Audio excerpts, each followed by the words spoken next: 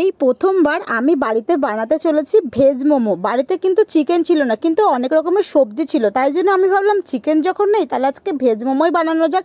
তার জন্য দেখো আমি এখানে সব কী কী কেটে রেখেছি। এখানে নিয়েছি বাঁধাকপি, গাজর, পেঁয়াজ, বিনস, কাঁচা লঙ্কা, আমি আদা, রসুন, গোলমরিচের গুঁড়ো, নুন সব কিন্তু এখানে আমি কেটে গুছিয়ে নিয়েছি।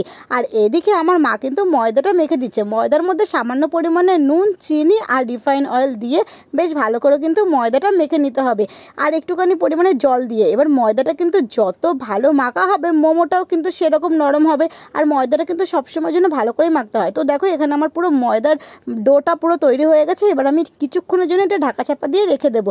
প্রায় আধা ঘন্টা মতন আমি ঢাকা চাপা দিয়ে রেখে দিচ্ছি। আর ততক্ষণে চলো আমি সব কিছু এখানে ভেজে নিই। প্রথমেই কড়াইতে আমি তেল দিয়েছি, দিয়ে এবার আমি এখানে পেঁয়াজটা দিয়ে দিয়েছি। পেঁয়াজটা একটু লাল লাল করে ভেজে তার মধ্যে দিয়েছি কাঁচা লঙ্কা, এক এক করে দিয়েছি বিনস, গাজর, এগুলো দিয়ে সব কিছু একটু ভালো করে ফ্রাই করে নিয়েছি। কিছুক্ষণ ফ্রাই করে নেওয়ার পর এতে দিয়েছি আমি আদা রসুন বাটা, আর এতে সাথে দিয়েছি গোলমরিচের গুঁড়ো আর নুন দিয়ে এবার ভালো করে কিন্তু আরেকটু ফ্রাই করে নিয়েছি, যাতে আদা রসুনের গন্ধটা একদমই না থাকে। এরপর দিয়েছি বাঁধাকপি।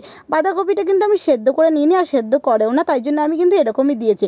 তো বাঁধাকপিটা দিয়ে সব কিছু আমি একদম ভেজে নিয়েছি। এবার এর মধ্যে দিয়েছি একটু ভিনিগার, আর তারপরে দিয়েছি একটু সয়া সস দিয়ে আমি খুব ভালো করে কিন্তু একটু নেড়ে চেড়ে নিয়েছি। এবার দেখো পুরো কিন্তু আমার পুরটা রেডি হয়ে গেছে, যেটা আমি মোমোর মধ্যে দেবো। এবার আমি আধা ঘন্টা পর এবার ঢাকা চাপাটা খুলে আমি এখানে দেখো সুন্দর করে কিন্তু লেচিগুলো তৈরি করে নেবো। এবারে আর একটু মেখে নিচ্ছি ময়দাটা, আর ময়দা মাখাটা কিন্তু দারুণ হয়েছে। আমার মা কিন্তু ময়দাটা খুব ভালোই মাখে, বেশ একদম নরম তুলতুলে হয়। এবার আমি ছোট ছোট একদম কিন্তু এখানে আমার যে বড় বড় দেখছো, আমি কিন্তু এই লেচিগুলো পরে আবার ছোট ছোট করে কেটে নিয়েছিলাম। তো ছোট ছোট করে লেচিগুলো নেওয়ার পর এবার সামান্য পরিমাণে ময়দা দিয়ে তারপর কিন্তু আমি এখানে একটা দেখো লেচি করে নিচ্ছি। আর আমি এখানে ভাবছিলাম যে আমি কি লেচিটা করতে পারবো ঠিকঠাক করে, কিন্তু দেখছি কি ভালোই গোল হচ্ছে। আমি কিন্তু ভাবছিলাম যে আমি তো অত লুচি ভালো করে বেলতেও পারি না, গোল হবে কি না, কিন্তু দেখছি না ঠিক হয়েছে। এবার এর ভিতরে আমি পুরটা দিয়ে এক একটা করে আমি শেপ দিচ্ছি। আর হাতে যেহেতু সেদিনকার আমি নেল করেছিলাম, আর দেখো হাতের নখগুলোর জন্য আমি ঠিকঠাক করে এখানে শেপও দিতে পারছিলাম না, তাও চেষ্টা করছিলাম যে কোনোদিন তো করিনি, কিন্তু প্রথমবার যখন করছি ভালো করতেই হবে আমাকে, ব্যাস এই ভেবেই আমি লেগে পড়লাম। এরপর দেখো আমি কত সুন্দর করে আরেকটু বড় বড় করে করছি, আর আমি এক একটা রকমের এক একটা শেপ দিয়েছিলাম, দেখছিলাম আমি পারছি কিনা। কিন্তু যতটা হয়েছে তোমরা কিন্তু জানিও কিরকম হয়েছে। আমার কাছে তো ভীষণ ভালো লেগেছে, যতটা আমি পেরেছি আমি ভীষণ খুশি হয়েছি যে আমি এত সুন্দরভাবে করতে পেরেছি জিনিসটা। তো দেখো আমার সব কিছুই একদম সুন্দর করে ডিজাইন হয়ে গেছে সব মোমোগুলোই।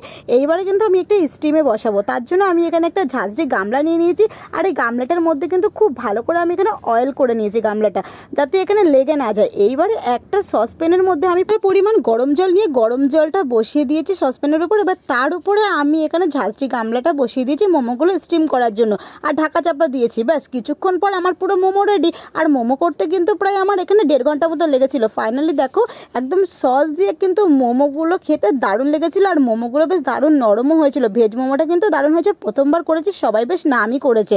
তো ভিডিওটা ভালো লাগলে অবশ্যই কিন্তু লাইক কমেন্ট শেয়ার করে চ্যানেলটা সাবস্ক্রাইব করে দিও। যারা ফেসবুক পেজ থেকে দেখছো তারা প্লিজ আমার পেজটা ফলো করে দিও। বাই।